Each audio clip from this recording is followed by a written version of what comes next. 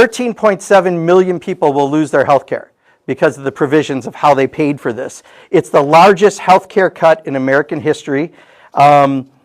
They not only are going after people on Medicaid, and there's a number of provisions that, depending how wonky you want to get into it, but and I'll explain that in a second. But one I want to mention, there wasn't as much talk about the Affordable Care Act, the way the premiums were. And I'll explain that in a second. But one I want to mention, there wasn't as much talk about the Affordable Care Act, the way the premiums were. There's a subsidy from the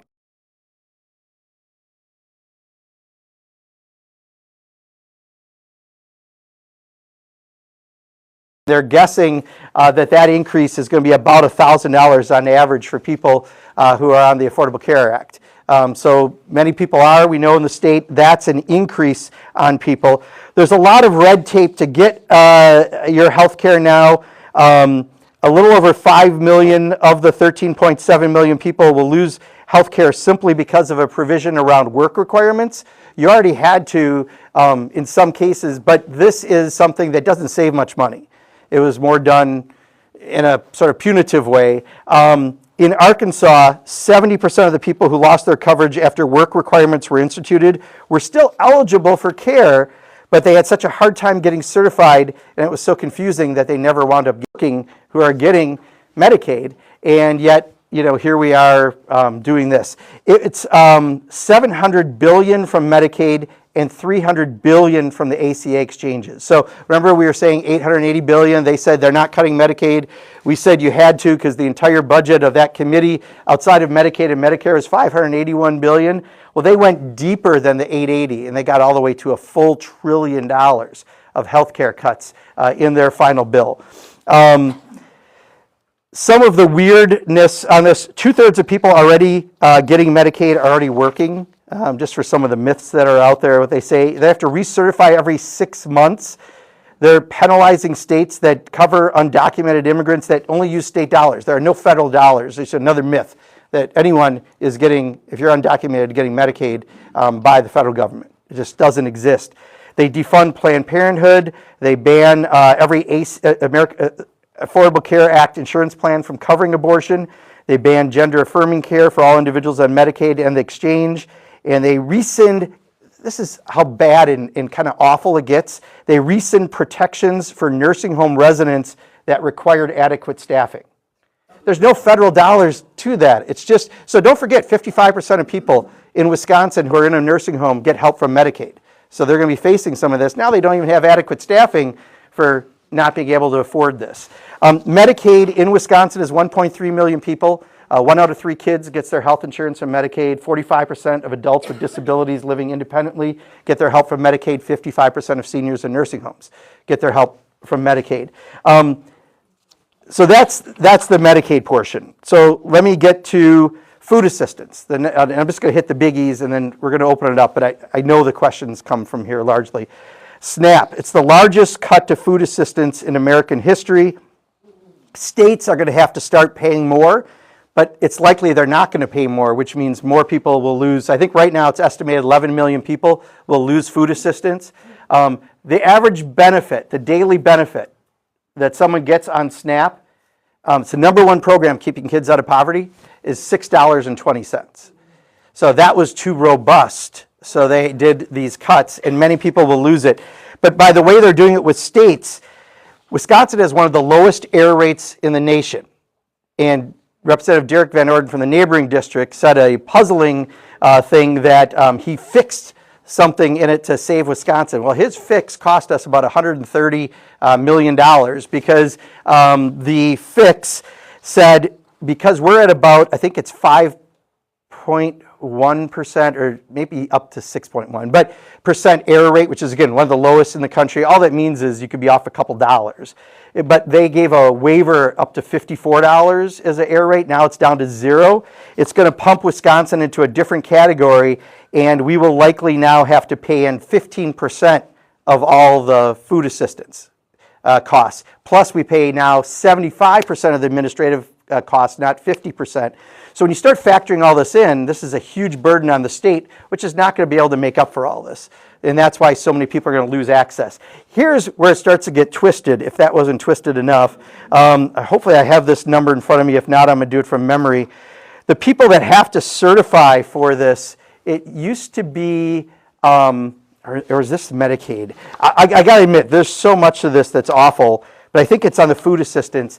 No, this is on Medicaid. And I just want to say this because it's a detail, but it shows, again, the punitive nature. We're fine up to 18, we're on your plan, and you're covered. You didn't have to constantly recertify. Now, once your child hits 8, that they're kind of considered independent for that reason, and therefore, I know that you have to go through more paperwork, which, as I said, but yeah, at 8, somehow now you're old enough that you're no longer, yeah. I just wanted to mention that because that's important. Education, $330 billion. It turned out they did not go as aggressively after K-12 funding as they did for Pell Grants.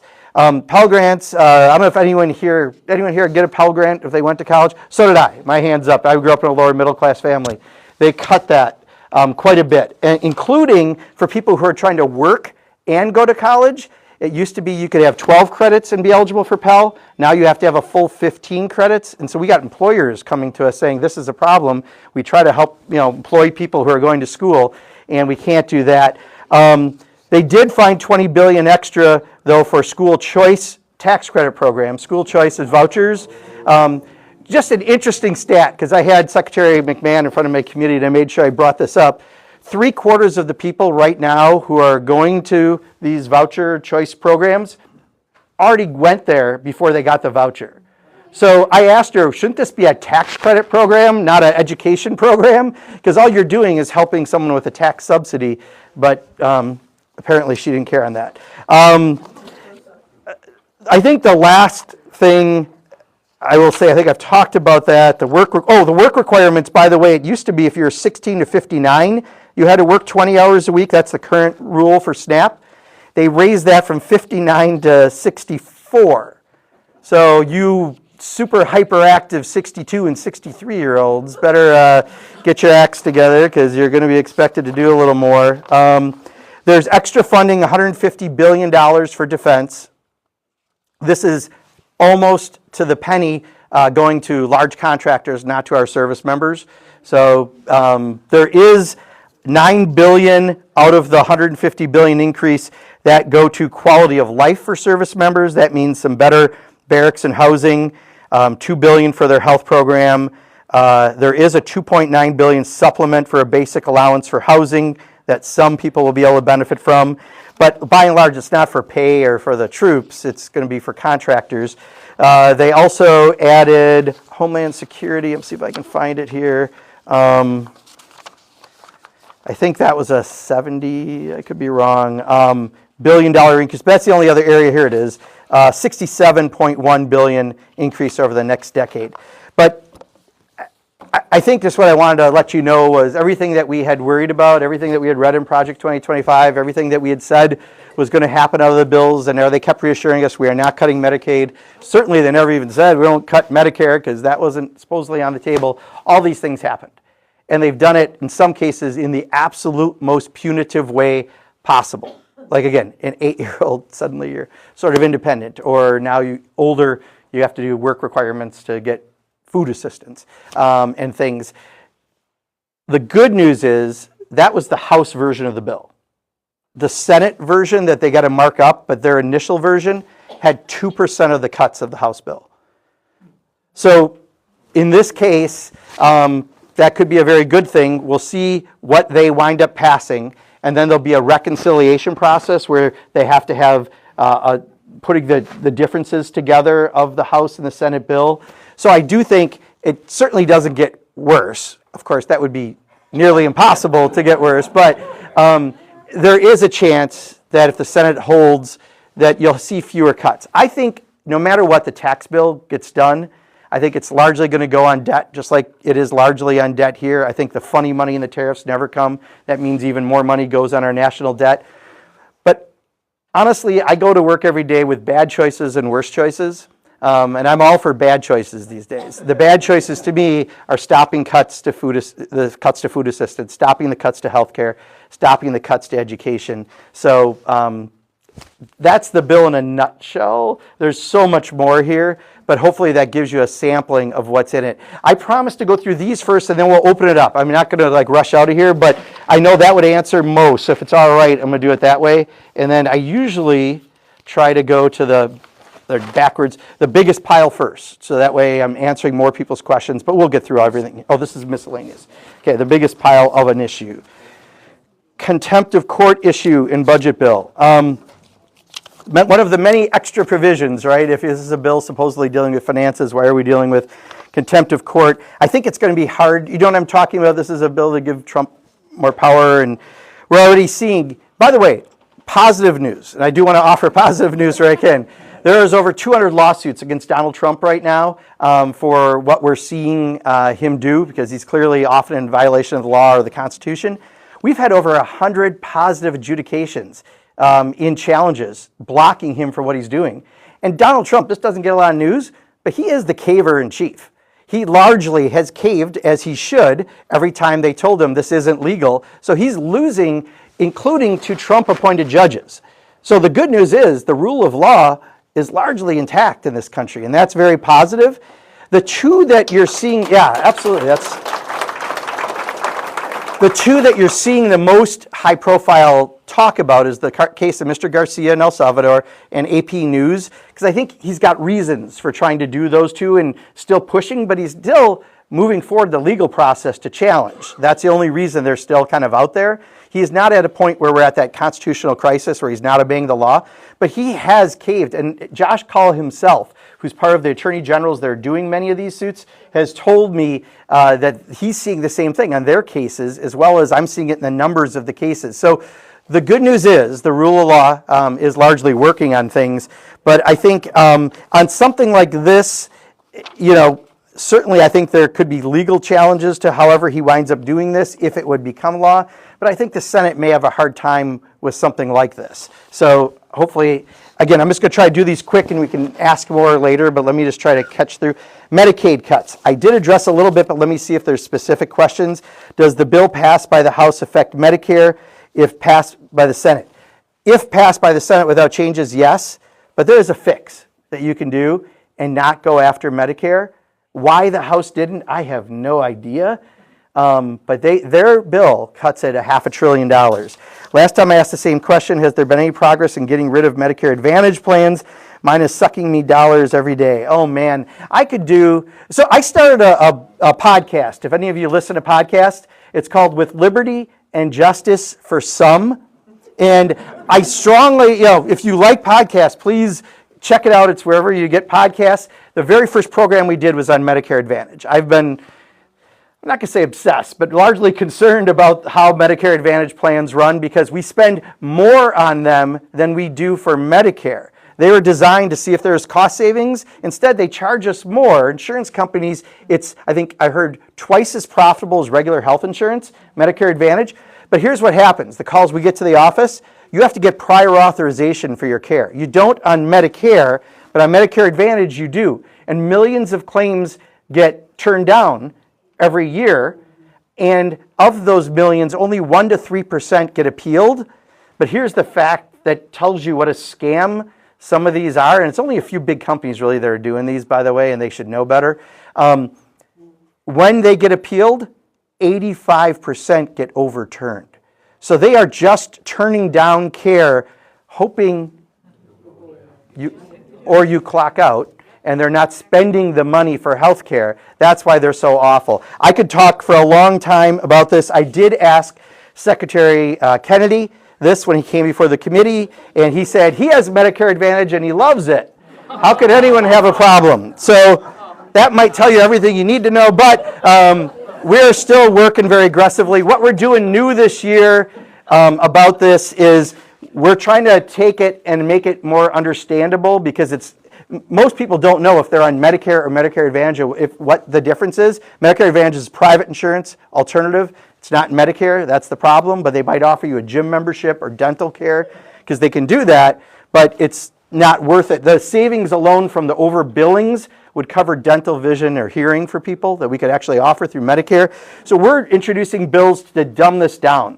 So one of the bills we're introducing is if they turn down prior authorization, and if their rate when it goes to appeal is greater than, I think it's 25%, that they no longer can offer a Medicare Advantage plan. Because at that point, they're just a scam. And we're trying to make it so people can understand more about these plans, because it can be, for many younger folks, when you first get Medicare Advantage, it may be of benefit. I'm not saying it's not for everyone, but the amount of calls we get where people don't get care, get delayed care, or you want to switch when you're 80, when you may need it more, it's really, really hard. You can't just go, okay, I'm back on Medicare. There's all kinds of penalties and other things you got to go through. So I talked about that a little longer extra, but as you can tell, I got a little passion on that one. Cuts to schools, Medicaid, SNAP adding trillions to the debt for tax cuts. I think we talked about that. If this bill doesn't pass the Senate and returns to the House, what can we do when voters encourage changes? So they have to pass a bill in the Senate, and then they have to reconcile the two, right? This is the time to call our senators. And even if you think one person may be voting with you and one person may be voting against you, it's still worth reaching out to the senators, because that's where the bill's at right now. And eventually then it has to come back to the House if for a final version, but there'll be this reconciliation process in between where they make a final version. So you still call House members too, and call us. You trust me, you do. We keep track. We hit our record number of calls this year at the district office, and that was 300 in a day. Within a couple weeks, we were at 500 a day. So always be nice to the people who call. I'm sure everyone in the room is, but a lot of times they're interns and stuff, just helping out. So if they don't have all the information, but we try to at least have a human where we can, because I know that can be difficult. But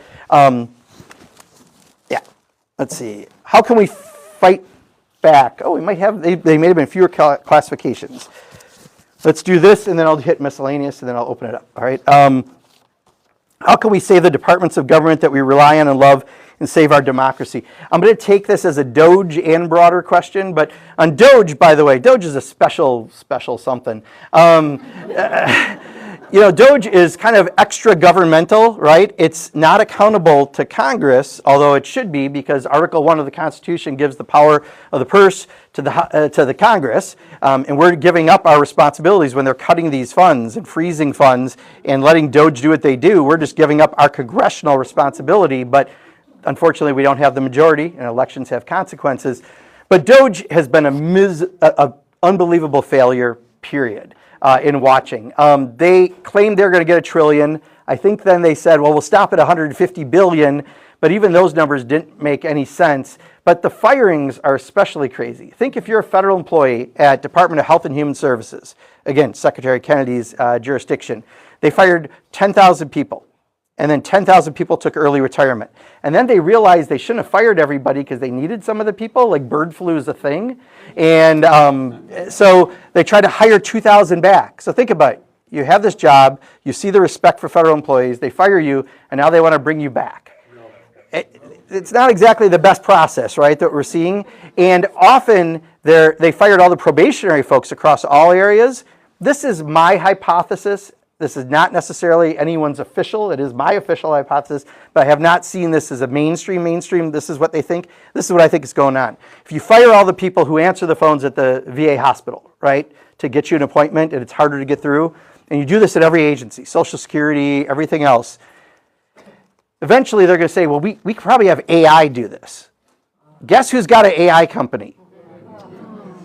Elon Musk. And with all the data he's got, who's going to be in the best position to get that contract? Elon Musk. So I introduced a bill called the Eliminate the Looting of Our Nation by Mitigating Unethical State Kleptocracy Act, which is short for Elon Musk Act, which said he could either be in charge of Doge and get no contracts, or he could get contracts and not be in charge of Doge. But now he's not really out of the picture, by the way. All those stories are to make you not realize he's in the back closet, but he's still in the room. They just don't want you to see him anymore because they realize how unpopular he's been, but he's still very much involved. But the fact that he can get I think that's what they're going to do, right? They're going to say, we need AI to work through all this. Who can provide it? What got it one day is he X'd or tweeted, whatever you call it, out a cartoon. And he had his AI on one fork of the road and everyone else is Microsoft, Google, blah, blah, blah, on the other side of the road. And he said, those are the woke AI. So my guess, it's not an official position of Democrats or anyone, but I think that's what part of this is up to. What can we do? I'm going to come back to. Okay, let me just go through them all. What can I do? Because I think there's more. To make the most important for our democracy, money, voting, protest doesn't seem to be doing it. Please share your insights, suggestions for us on what we can do to pressure senators and against the trustee bill. What can I do to help? Okay, so I think the best things we have right now for us are, where we're winning is there's litigation, communication, and then honestly next year, next fall. But let me start litigation. I think I explained already the lawsuits that are out there. There's litigation trackers. You can put Trump litigation tracker, put it in a search engine, and you'll find them. I know there's a couple of them out there. I just don't remember the names. If you are really concerned about some of the subject matters, support the groups that are doing the litigation, because that's where we're winning. That's where we're stopping this stuff from happening. So that is absolutely worthwhile. Communication. Help us get the right information out. When they say there are no cuts to Medicaid, which, by the way, Derek Van Orden just got national news, which he often gets not so great national news, but he was saying there are absolutely no cuts to Medicare that were or to Medicaid that were lying. And then you saw Mike Johnson try to kind of say that on Sunday, but the CBO, which is the people who are part of Congress that the House and Senate jointly hire, that a Republican hired Kevin McCarthy, the person who's in charge right now. They're saying, oh, their numbers aren't right and all this stuff. No, their numbers are right. 14 people, almost 14 million people lose health care, 11 million people lose food assistance, right? Right off the bat, not counting premium increases and all the rest, right? We know that's true, but getting that right information out there. So help us, because some of these graphs are unbelievably damning. I mean, when you start to show people stuff, there's another one here, if I can find it easily. I tried to, I'm sorry, there's so much paper, I apologize, but it's in this one right here. Just again, on the percentiles where it shows, that's not the one, I'm sorry. Oh, here it is back here.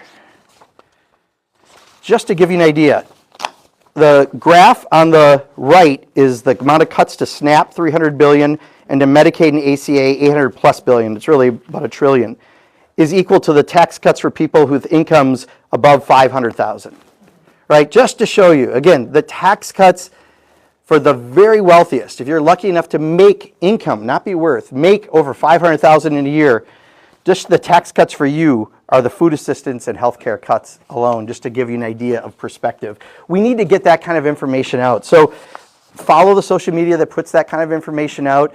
Just so you know, if you are on X, if you tweet New York Times, for example, you get they dull down who can see it. They really are very controlling on there. If you use Blue Sky, it's a lot easier, but a lot fewer eyeballs are going to see it. But help us get the information out, because it really does matter that we are pushing back on these really outright lies that are out there. And then finally, elections have consequences. I'm not going to say vote for or vote against, because this is on the official side, but elections have consequences. There's a 3-seat majority in the House.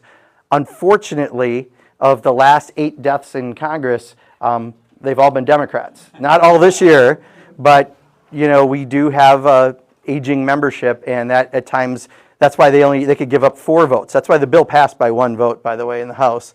But that, again, wasn't the final passage, right? The final passage is after the Senate does it. So we have time to try to get changes to it. We have time to talk to our senators about that. And then we'll still have time to, again, talk to House members about that final version. But, and then the last category I had was miscellaneous. Let me just go through this real quick, and then we'll open it up, all right? This does save a little time when we do it this way. So federal employee retirement and budget bill. There's a lot there, Keith. I'm going to let you ask that separately when we get to that part, okay? Because there's just a lot in there. Again, nothing is official until the Senate, and I already heard the Senate wants to make some changes on the additional pay-in that people are going to have to do. nothing is official until the Senate, and I already heard the Senate wants to make some changes on the additional pay-in that people are going to have to do. PBS funding, I think they're suing him right now on that. So, yeah, NPR is, yep. DEI, how can one criminal turn over 50 years of civil rights law, stop this criminal? Yeah, I hear you. Scenic 23, or Highway 23 Scenic Overlook, why is the overlook closed? Is it due to maintenance costs? Can volunteers maintain it? That's a state law. Now, I think, is Jenna Jacobson here somewhere? State Rep Jenna Jacobs said, thank you for being here. Appreciate it. So if someone wants to catch you afterwards, I know it's not in your district, but you might know more on state highway stuff. Sorry to throw you under the bus like that, because I know it's not in your area, but threats to representatives and family. Do you release information about this topic? Let me talk about this one, okay? Because two aspects of it. One, I have heard very directly from a Democratic senator that at least 4 Republican senators voted for some of the nominees for secretaries that they did not want to because of threats to their family members. This is from some of the MAGA crowd. It's not that we all get death threats. I have probably more than I could count. My office doesn't even tell me all the ones. Occasionally I'll get sent a picture going, if you see this guy, avoid him. Like, okay, I think I know what they meant. But I signed up for this, right? Our family members don't. And that was enough to make 4 senators do things. Maybe they won't get profiles of courage, but I understand what went through some of their minds. Secondly, though, the neighboring representative had a threat against him, flew home for a day and stuff. But I just, we all get these, right? But if that's, I consider part, unfortunately, it's a terrible part of the job, but we got to be able to, we should have a better discourse in how we deal with each other. It never should have to come to that. But reality is they do exist, and, but I know I signed up for it. But for folks with the family members, that is a new one that we have not seen, and it's especially bad. Okay, that's what I just read. What are they doing about Hegseth and his signal gate? Nothing, because, nothing, unfortunately. Dodgeville Public Library received a flexible facilities grant through the state of Wisconsin, but using federal dollars. How confident should we be that that money will be available? If Congress had a spine, I would say you could be confident. I can't tell you how many times we asked secretaries who've come through my committee just in the last month, because they have to present their budgets. Even though we don't have their budgets, we have a skinny version, so there's no details, but they still come in front of us. Will you abide by what Congress, if we appropriate funds? And they all said yes, but they said it in a little weird way, because right now we've appropriated funds that they're blocking, and because we're not standing up to what Donald Trump's doing. So I honestly don't know what to tell you. I went to an event in Chippewa Falls probably 2 months ago for a farmers union. They had 75 farmers in the room. I listened to them for an hour and a half. They invited Derek Van Orden, Tom Tiffany, and myself. I'm the only person from Congress who showed up. They invited all the Dems in the area from the state legislature and state senate. Only Democrats showed up. Hour and a half of listening to all this. And at the very end, the head of the farmers union talked to the folks, and they talked about frozen funds when Trump said there were no funds frozen at the time, and people, person after person, had their funds frozen. And they mentioned a gentleman they've all worked with, and I'm going to try to be careful how I say this, at an agency that was helping people get the IRA funds, and they'd signed contracts for people, and they had gotten money and started building, and now they're not getting the funds have been completely frozen, and they're not available right now. And the week before, he had found out Elon Musk had taken away his job that day, and that night he went home and took his life. Oh. That's the reality of this stuff. It's worth saying, but he felt so bad about his name was on those contracts, and then they took out the money and they didn't get it, and then losing the job was just on top of it. So I don't have an answer for you on the funds. I'm sorry, just because Congress is not standing up in the way it needs to on that. What is being done to protect the availability and affordability of health care in rural areas? Oh, by the way, especially for those on Medicaid, this is going to hurt rural hospitals, because a lot of the funds they're getting are going to go down. And the hospitals, to their credit, are very loudly speaking out against these cuts. but it will affect. And, we've lost rural hospitals. In fact, Eau Claire, I don't even want to call it Eau Claire rural, lost their 2 hospitals. And right now, people are trying to maybe come in and do something, but it's a problem. How can we protect our trans family and kids? Look, this is, I think, one of the areas where they threw spaghetti against the wall to see where they thought they could have some leverage, because they love fear as a motivator as opposed to hope and love. And they found some people don't think they know someone who's trans. And because of that, they were able to provide some fear around this. What I can tell you, just to give you one idea of, again, this information that we need to get out there, they always talk about all the trans athletes in college and all they're taking away the ribbons and medals and everything. The number of trans athletes in the NCAA is smaller than the amount of billionaires Donald Trump has brought into his cabinet and other appointments. There's 10 trans athletes in the NCAA, 13 billionaires in the Trump cabinet. The governor of Utah, a Republican governor, vetoed a bill that would have banned trans girls from being in sports in K-12 system.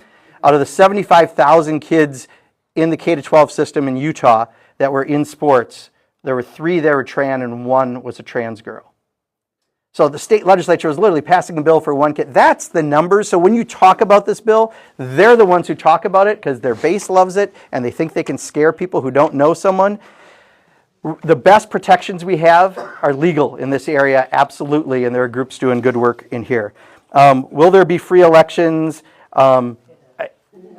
Yes, I am confident that there's nothing they can actually do around that. So I do believe we're going to be fine on that front. I get asked that every town hall, by the way. So why isn't Trump being removed from office due to mental...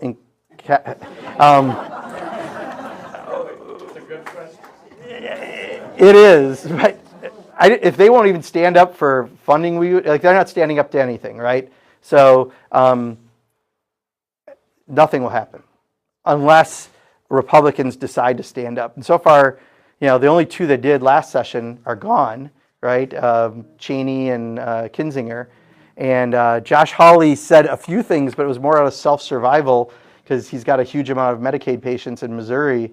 But you're not seeing much of that. Why doesn't Congress demand its constitutional powers to designate federal funds?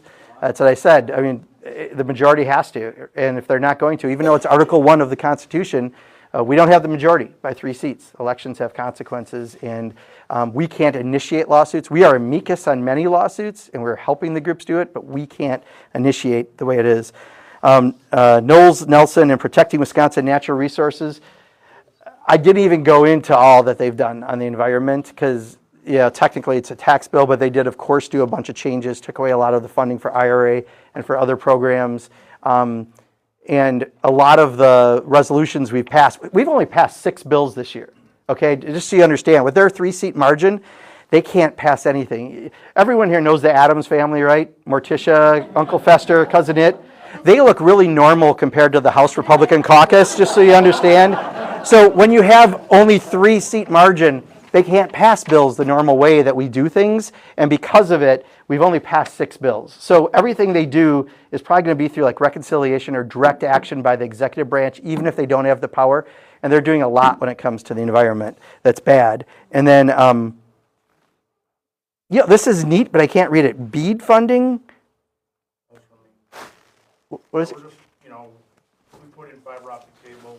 What happens to BEAD funding? I couldn't tell you specifically, other than they're taking away a lot of the funding, period, that they're putting out there. So I don't know offhand. I don't have that at the top of my head. So we'll make sure you give your name to one of the folks in the office, and then we'll get back to you specifically on it. But the answer might be on any kind of funding that's frozen or temporary on hold. I don't know. Yeah. Rural broadband, there was something they did. They're selling some bandwidth, but I think we were worried about an aspect of it. Let me see if I can find it. Okay, I think it might be in the agriculture section. Let's see if I can find it here. No, I can't offhand. We'll have to get back to you on that. Okay. So that's the questions I had from you. I just wanted to do that quickly so we can still have you open it up, ask any other questions, but hopefully that helped a little bit broadly, and we'll start right here. What's happening to the farm bill? Farm bill. So the farm bill was supposed to be done 2 years ago, September 30th, when it was due. We kicked the can, I think 3 times. It's supposed to be done by September 30th. They can't pass it because of their 3-vote margin and the makeup of their caucus. They took a few of the provisions and they put it in this bill. So let me let you know what they did, okay? Because they did do a little bit. They took the 2 largest commodity support programs, the agriculture risk coverage and price loss coverage programs, and they did cover 20 basic crops. They did extend that. The dairy margin coverage program, they did extend till 2031, and it went up from 5 million pounds of milk to 6 million. Crop insurance, slightly, the amount of coverage that crop insurance provides going from 85 to 90%. Conservation, they took away dollars in most of the areas around that. They rescinded the unobligated IRA conservation funds. All that now is officially gone. They did pay conservation funds. All that now is officially gone. They did put some into mandatory funding from the Commodity Credit Corporation to promote U.S. ag exports. Of course, all the tariffs make it even harder, so it doesn't really make a lot of sense. And let me talk about tariffs too, just in 1 second. Some research dollars, some forestry provisions, but they took some of the provisions and put it in here, which is not the way it's supposed to happen, but... That's one of his big constituencies, wasn't it, farm votes?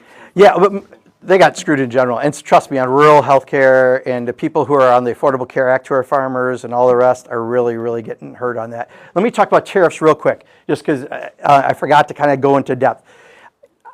I don't think anyone in this room could say right now where we are on tariffs because they change on a pretty regular basis, right? I do believe, 1, that Donald Trump believes in them. 2, I believe he also is using the revenue as funny money to fund the tax cuts. And when that doesn't come true, it just goes more on the debt. Okay, so I really believe that's where we're at with them. And hopefully the more cynical part is accurate because, you know, I think they're going to get the tax bill done in some way. We're just trying to stop all the cuts that are happening.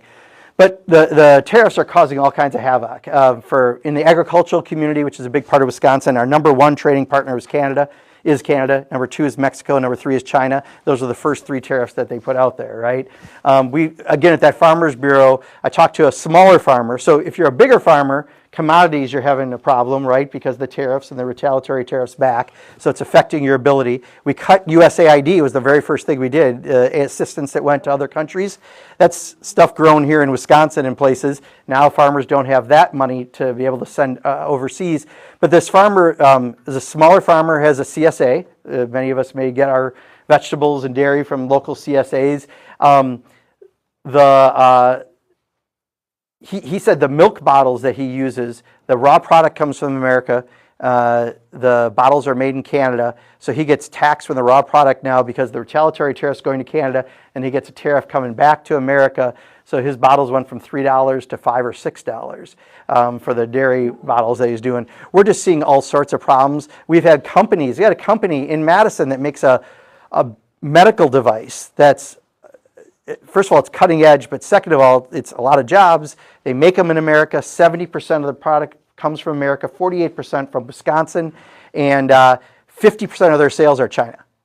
Because most markets have one, you'll get you a new machine when you need it. Half of the sales, because China's behind in healthcare, and they're being negatively affected. I could go down story after story after story how the tariffs are negatively affecting. When you do them strategically, like if someone's dumping cheap steel in America, you should put a tariff on them. You can use them very effectively strategically. But when you just throw them around like a monkey throws its dung, you don't know where it's going to land, and you know it's going to be messy, right? That's what we have happening. So that then becomes a tax on all of us because it's indiscriminate, and we're paying it, and we're seeing it. These companies, and when the companies want to say it more, they're getting scared into not saying it. So in the newest one was with Apple. He wants to make Apple phones here, which there's a lot of reasons why it's not going to instantly happen. But if you did make an Apple phone here, they're estimating that'd be a $3,500 phone at the current way we're doing it. So I don't know where things are going to go with tariffs, other than I'm hoping if this bill gets done by July 4th, which I think is their timeline in trying, I think some of the tariff pressures might kind of go away, but it's really hard for small businesses and others to try to manage all this right now. So, Warren. Well, one comment, and he's in danger of killing the goose and laying the golden egg, which is the U.S. economy. Yeah. Economic growth goes down, inflation goes up, and it's a mess.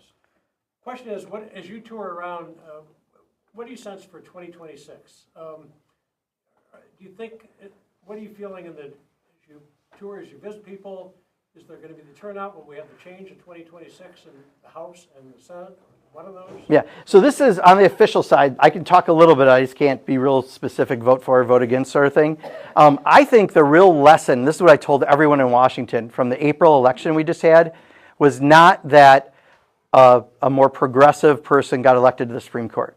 And it wasn't that she won by, sure, I wish that she won by 10 points. The real story was the turnout. Because our polling originally showed us she was up 5 points. I was told by a Republican member from Wisconsin that Trump's pollster came in and showed them down 5 to 6 points. It was all the same.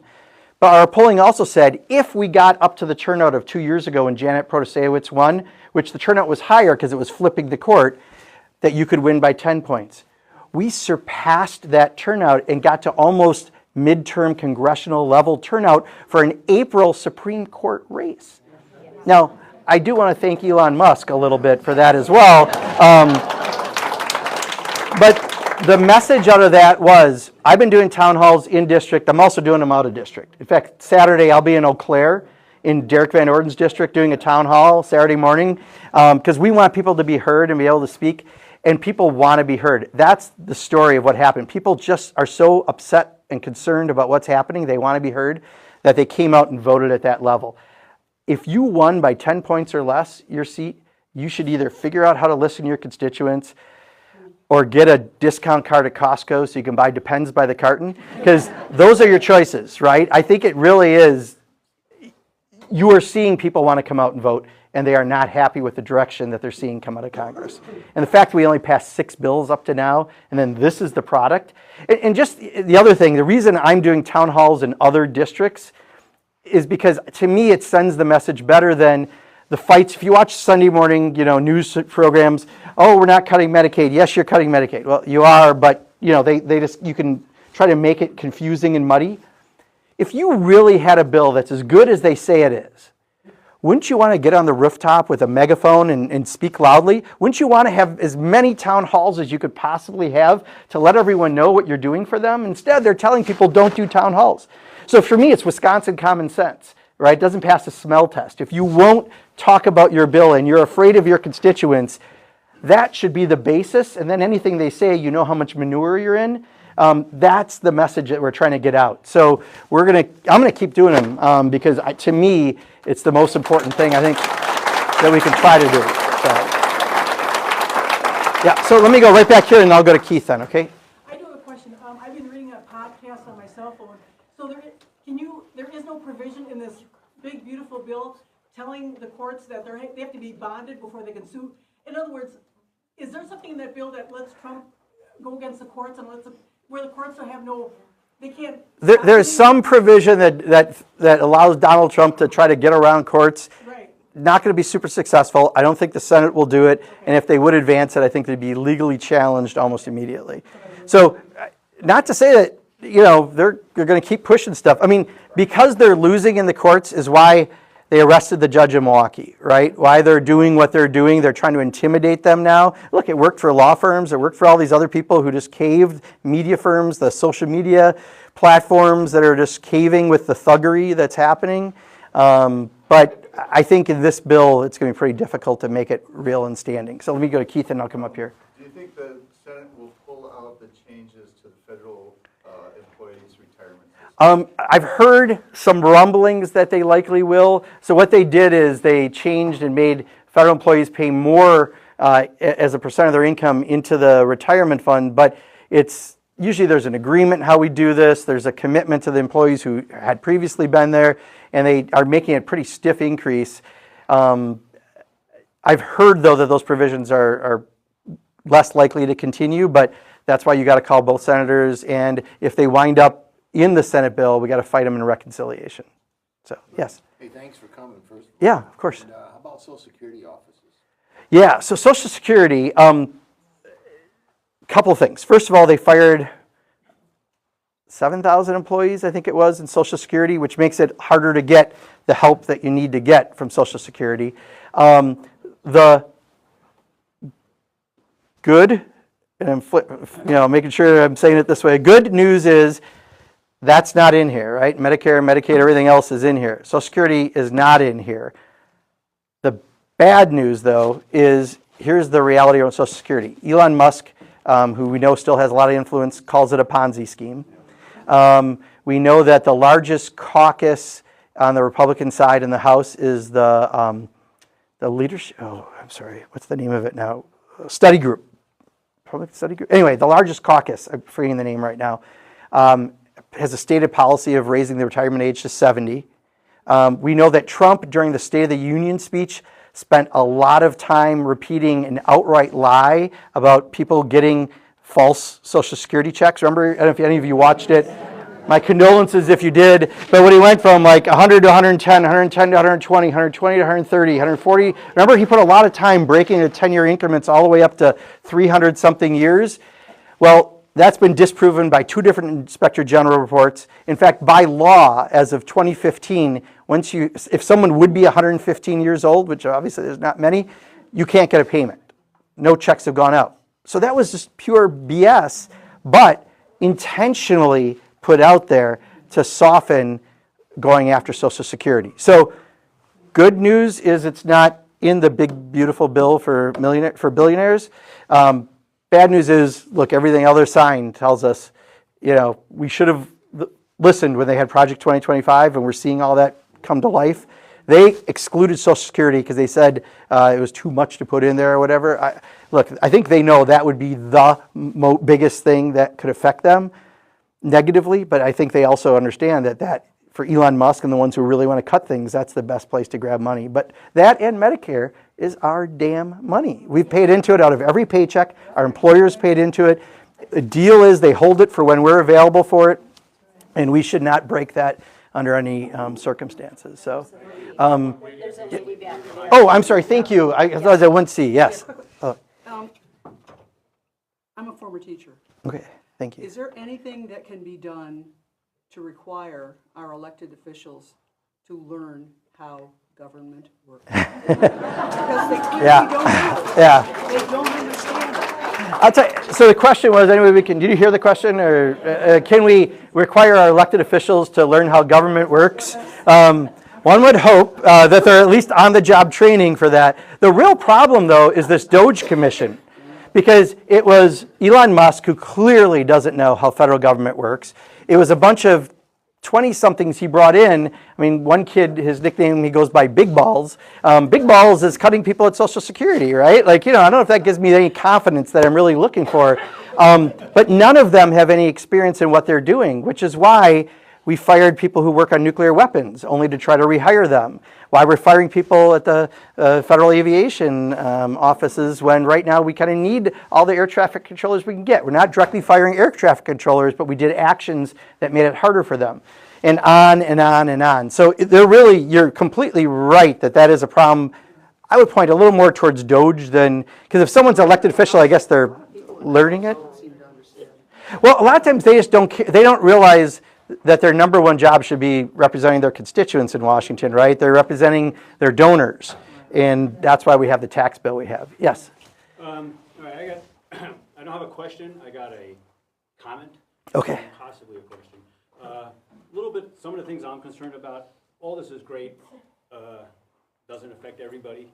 No, this affects absolutely everybody. Well, I know about that, but Medicaid is affecting me. It affects everybody, I understand. Yeah. I just want to bring up a couple of points that just kind of annoying the heck out of me right now. One is, I was going to bring my wife here, all right? She's terrified she wouldn't come.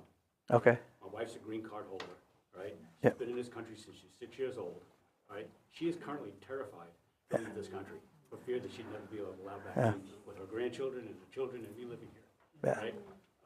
I understand the immigration thing, but this has gone too far. Absolutely. arresting people for no absolute reason because of either the color of their skin or something they posted. My wife will not post anything on Facebook. Yeah. She can't. She's terrified. I hear these a lot, yeah. So just Yep. in general, it's not a question.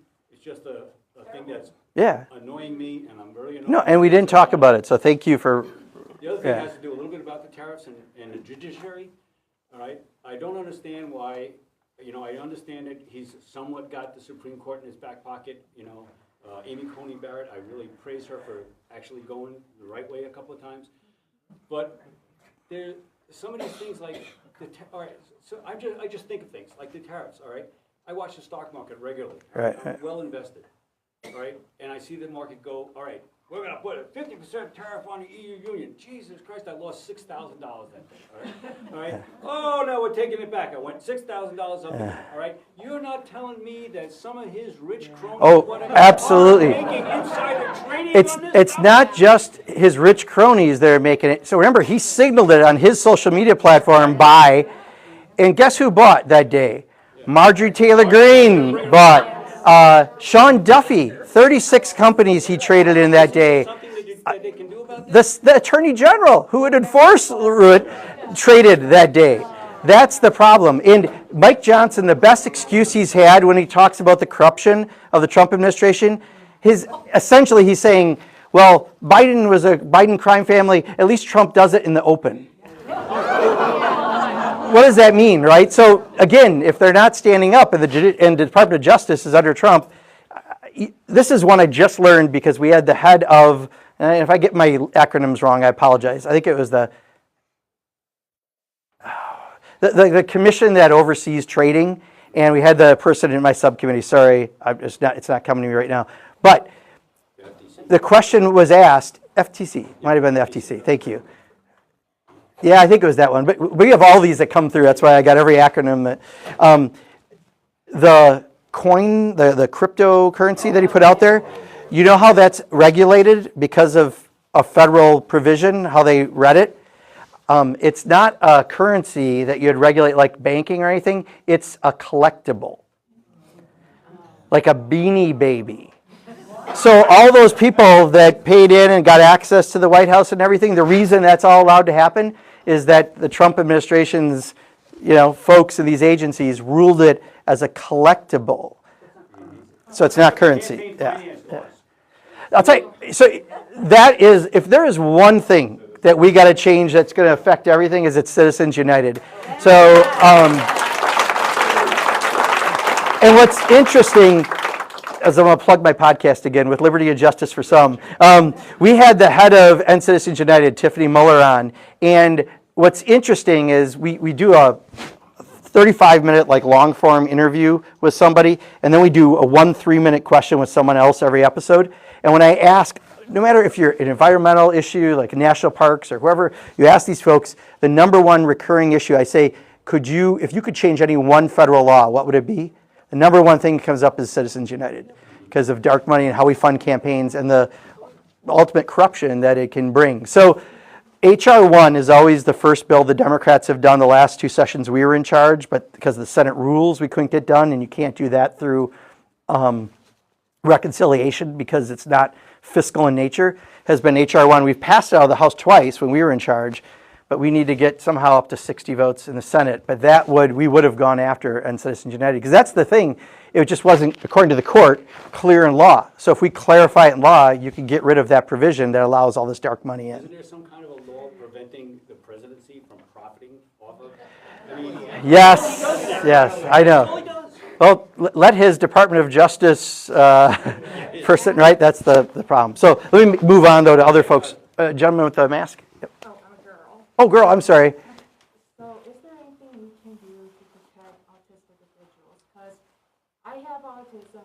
I can't work, but the thing is, the Trump administration has made really targeted autistic people, and they have already stated they are taking people like me who are on Medicaid, Medicare, they're taking our data to track us. Is there any way we can protect our data? Because I don't want them to track me.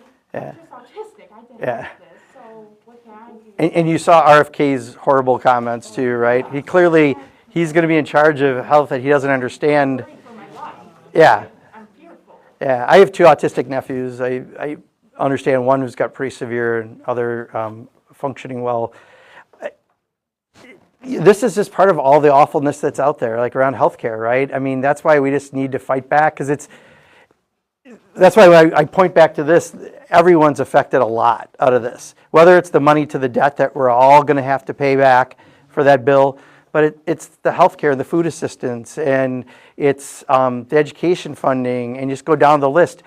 It may not directly every single item, but you absolutely are affected by what's in here. And for you on health insurance in particular, and just the way they're dealing with autism, I wish I had a good answer for you, other than this is part of the fight that we've all got as we're trying to deal with this. So yes? So the party of giving the rights back to the states has decided in this big beautiful bill that artificial intelligence cannot be regulated by the states for 10 years. How does that happen? Yeah, so I think there's a kernel of good in that, but I don't trust how Trump put it together. AI is actually asking to be regulated, because if we don't, it can go in a lot of different directions. But also, Europe or China could regulate it, and whoever regulates it first is probably going to be dominant in that area. So they're trying to get us to do something. But it has to happen at the national level. So I'm not saying that you don't want other people to start trying. That's probably done for financial reasons. But we do need to regulate it, just like we need to regulate it, like cryptocurrency and some other areas that are new. You've got to be available to do it the right way. But I don't trust them to regulate. I know, I trust you, but yeah. I do think, though, that to their credit, the responsible firms out there are saying, please regulate us. Because they're afraid that if the other folks set the regulation, it's going to be really bad for them. But I think they were worried about California setting some of it, even though it's 1/6 of the country. I think that's what it was more targeted after. So, yes. Oh, thank you. I'll go here and here. What do you think his chances are of getting impeached? 0. Well, with the current majorities. Let me say it, 0 with the current majorities. Until 26. Yeah. Yes. Except for a few people like yourself, I've been really disappointed with the Democratic Party. They had plenty of time to prepare. They were taken by surprise of what happened. And your response, again, except for people like you who've been anemic, well, how can the Democratic Party get its act together? Are you optimistic about it? What's happening? Yeah. Why aren't the leadership, we've been asking what can we do. I'm asking what can the Democratic Party, who's supposed to be our leaders, be doing? Sure. So I think the good news is I am seeing progress in a good way on that. I think it was at its low point, and we needed to maybe hit the low to be able to spring back on this, when Chuck Schumer, when I forgot the bill that he had, I think it was the first version of the setting up the reconciliation bill, he said, we're going to fight like hell. And then within 48 hours, he rolled over to get his belly rubbed, right? And people just thought, why? Like, what does that mean?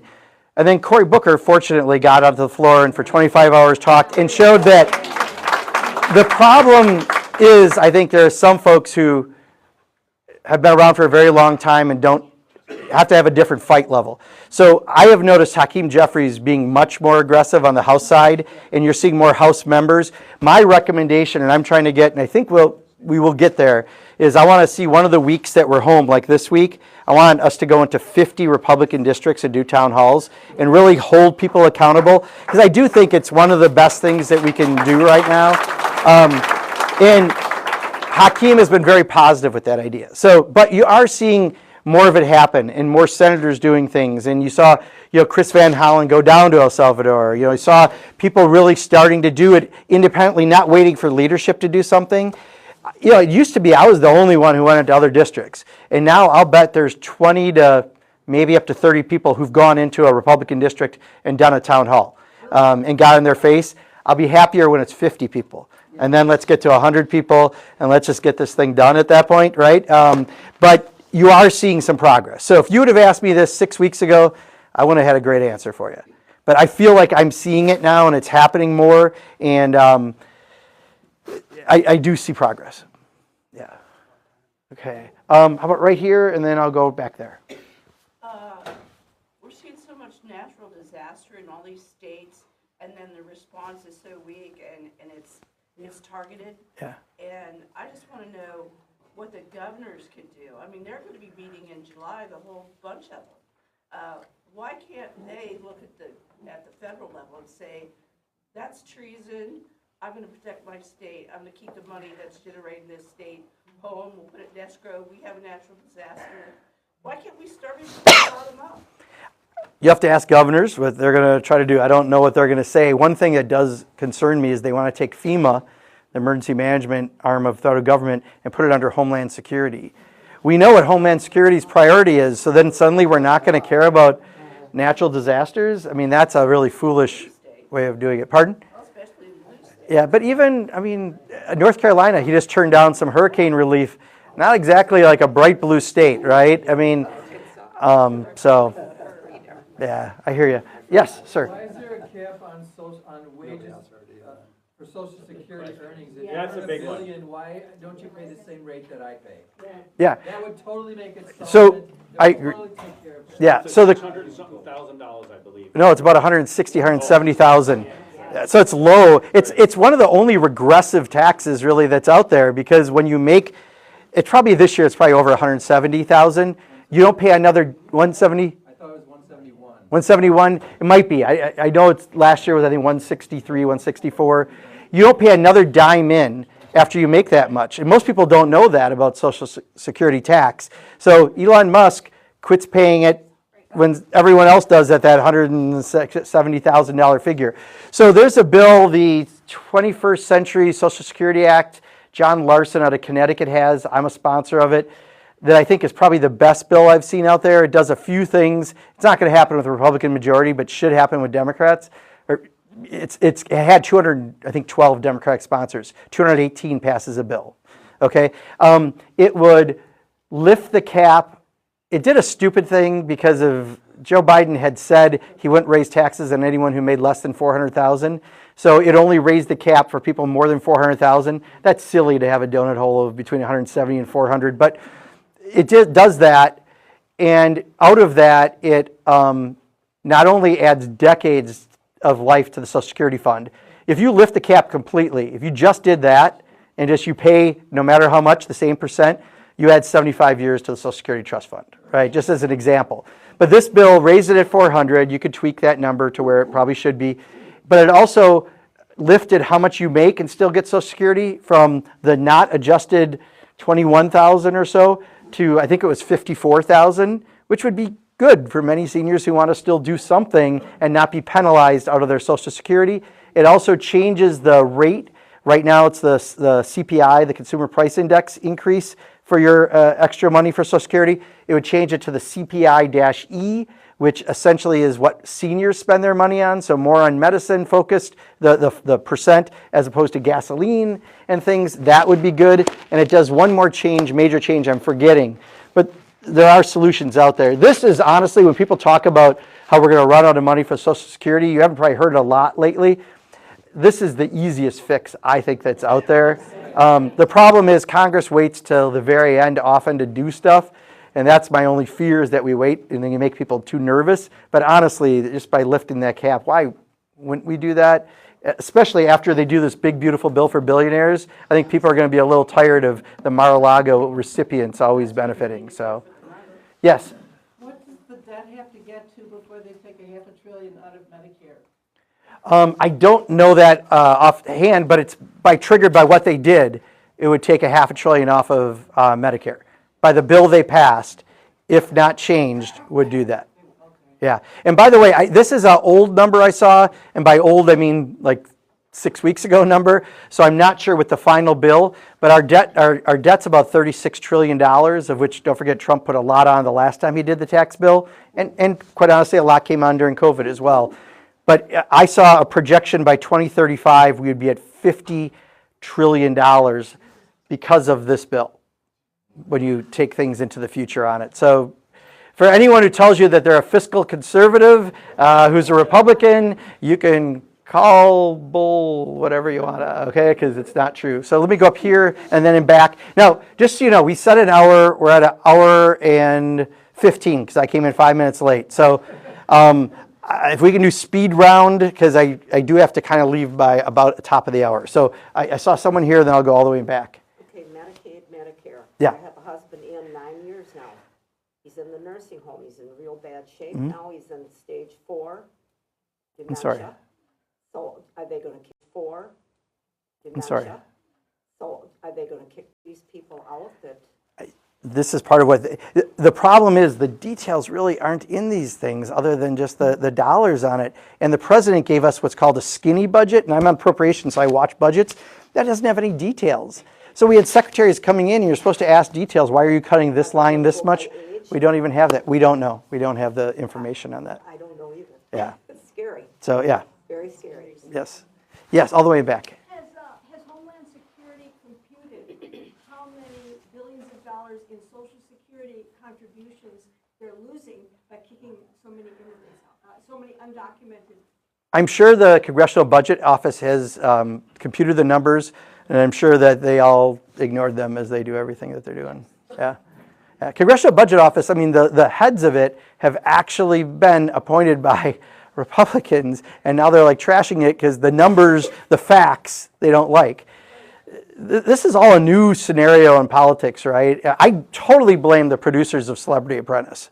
Because Donald Trump was a failed businessman, several times bankrupt, didn't pay his bills, and they made him into a successful businessman and a celebrity. And unfortunately, we are a celebrity-driven society, which, I wouldn't be surprised if we have more celebrities turning to politics, and it might be a good thing in some ways because we have to be able to counter some of what's happening. So, yes?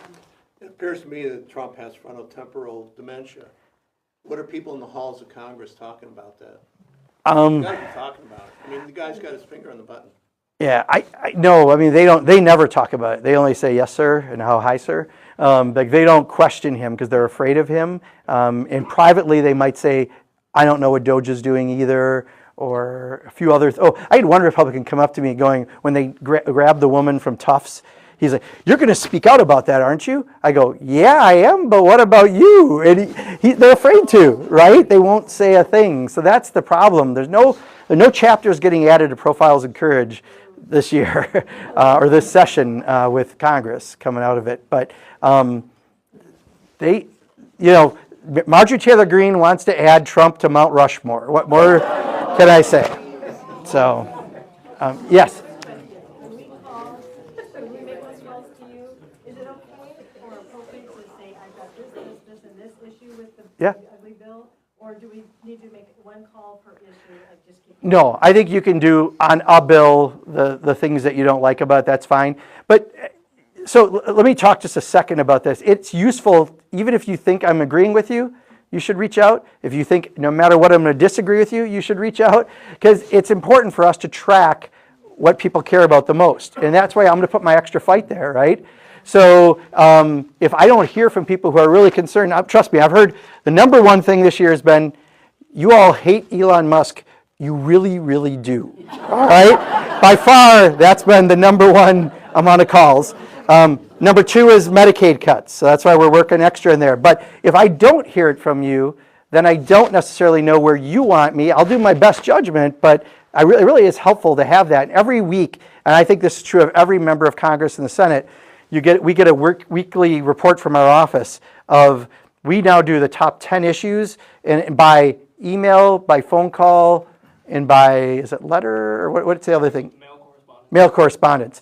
And then, so I know what subjects, how many people, and everything, and that's invaluable, right, to know what's happening. So, and no matter who you call, like, be nice to the people, and I shouldn't have to say it this way, but like for Ron, even Ron Johnson, sometimes people get a little aggressive with him. Pardon? You can't get through? I know. Yeah.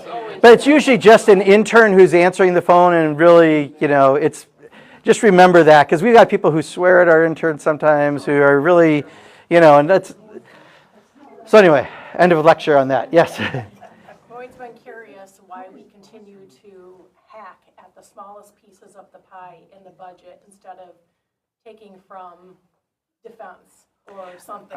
You know, because Social Security, Medicare, Medicaid, they're such a tiny percentage of what we pay. Actually, those are pretty big percents, but they're also kind of sort of protected a little bit, right? They're under a certain, it's different to actually change them, how you do it. But I agree with you. The Pentagon, we are up to now with the change here, $1 trillion a year. And this is not money that's going to the troops. We still have troops who do not, make a lot of money supporting their families. This is largely defense contractors. So the former Federal Trade Commission, the head commissioner, Lena Khan, was one of my favorite folks in the Biden administration. She was going after consolidation because, we always, if you don't have competitive bids, especially in an area where you already pay $800 for hammers and all the rest, we're down to from like 40 firms bidding to maybe 12 firms that bid. And you might have single bids, single company bidding on it. But they've not passed they've never passed an audit. The last 4 they failed. And in one of the last, I think it was the last audit, they can't account for more than about 1/3 of their equipment. They don't know where it's even at. And yet we just say, oh, here's $1 trillion. We've spent, I think, $8 billion on amphibious vehicles that only sink. The most recent class of aircraft carrier, I think it's the Ford class, there's a problem when the toilets clog. You have to flush $400,000 worth of acids down the toilets to flush them, literally flushing money down the toilet. So Barbara Lee from California, who just left Congress, and I started a Pentagon Spending Reduction Caucus. And what's interesting is we had a vote probably 5 years ago, give or take a year, to cut 1%, and we only got 70 people to vote with us on one of the appropriation processes. But 2 years later, we went to cut 10%, and we got 95 votes. So I think there's a bit of a growing awareness. The real problem is it's seen as a jobs program, not that we're not holding them accountable. Every district has a presence that gets money from defense. And I won't say the name of the company. There's a company in the district that makes a part. It's about as big as my pinky, and it goes on submarines. And every year they come and ask me to buy more submarines than the Department of Defense even requested. Now, they employ a lot of people, but it's a part this big. They're not making that much to have us buy extra submarines.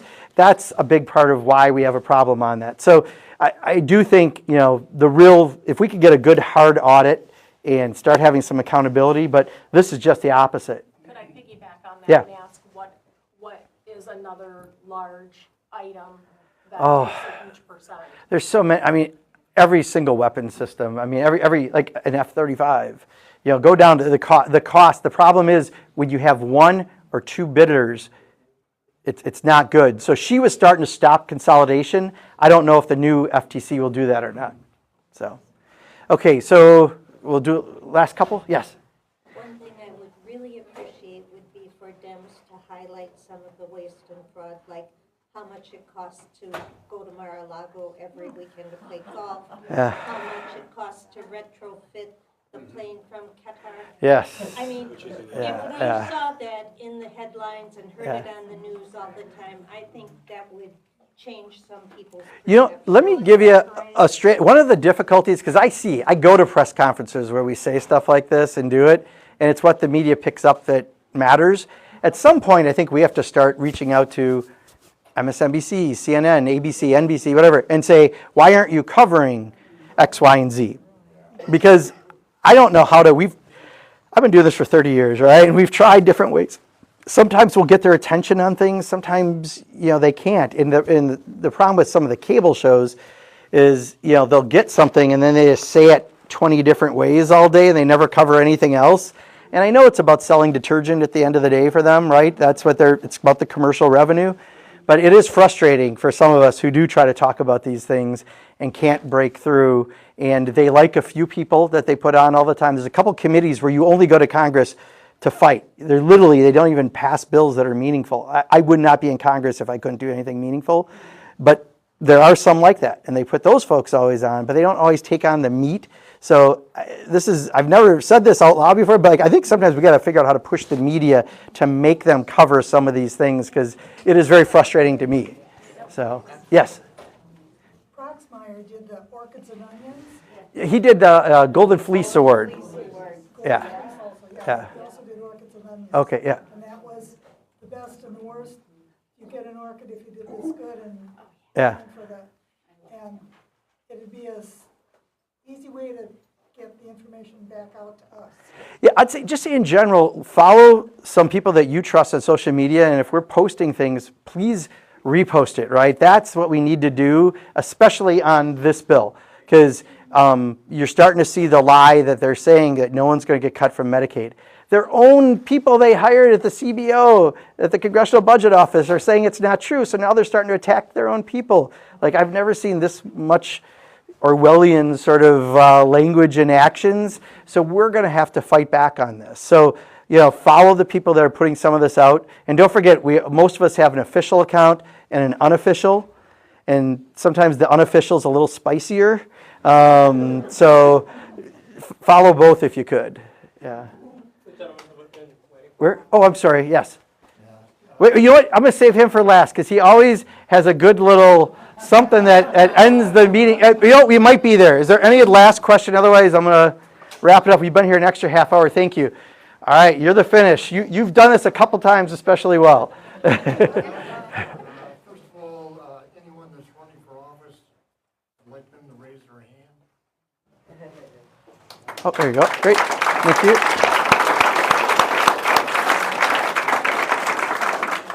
You might be aware of that airplane that's out here by the Don Q Inn. Yeah.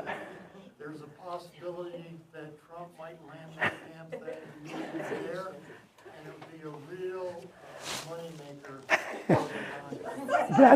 Gotcha. So you want the cutter plane here. Okay, I will pass that on. So, all right, well, let me end this way then. First of all, thank you for being here. You're doing Iowa County and Dodgeville proud. Appreciate. This is our biggest town hall here, so thank you for that. I think every town hall we've done this year has been the biggest one, by the way, in whatever community it's in. But look, for a good reason, right? You're pissed, you're scared, you're concerned. I'm pissed, I'm scared, I'm concerned. I totally get it. We hear it from folks. But I do think the positive signs that are out there, the rule of law is holding, right? He can't get around that, even by people he's appointing. The fact that if they do unpopular things or try to, there's accountability. And that's why you have elections, and there's a way to push back on that. And we just all have to be especially, I think, kind to our neighbors and think of other folks who are being affected by this, because I didn't even mention Meals on Wheels cuts. I mean, go down all these programs that are such vital programs in our communities that are being negatively affected. So if there ever was a time to be kind and to try to help others, it's this time. So we're all going through this together. But I really do feel that they are so against the grain of where the public's at. Unfortunately, elections have consequences. Unfortunately, last year was an election like we never saw, with a replacement of a candidate mid-process and a number of other things that happened. But moving forward, they only have a 3-seat margin in the House of Representatives. And I've seen things that show not only can the House flip, but the Senate could. If you do that, we now have oversight. We can now investigate. We can get to the bottom of a lot of this. There's a lot of things that can happen. That's why they're pushing this so hard now. They want it as far away from the election as possible. But we're all following this real close. Let's make sure we're helping on the litigation front and the communication front. And I think that's really the best role that we can kind of serve right now. So thanks for coming out today, and hope this is helpful. Thank you. Thank you. I just moved into the district. Oh, really?